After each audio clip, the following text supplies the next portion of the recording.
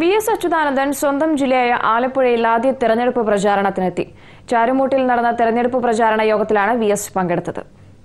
സ്വന്തം ജില്ലയായ ആലപ്പുഴയിൽ വി.എസ്. അച്യുതാനന്ദന്റെ ആദ്യ തെരഞ്ഞെടുപ്പ് പ്രചാരണ യോഗമായിരുന്നു ചാരുമൂട്ടിൽ നടന്നത്.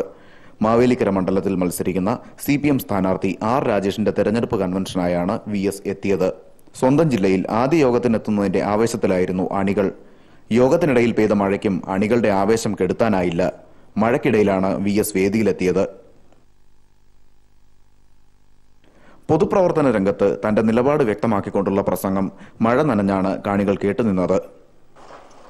വി.എസ്. അച്യുതാനന്ദൻ വളരെ പ്രതികാര മനോഭാവത്തോടുകൂടിയിട്ടാണ് ഞങ്ങളോട് പെരുമാറിയത് എന്ന് അദ്ദേഹത്തിന്റെ അനുയായികളും അങ്ങനെ പറയുന്നു.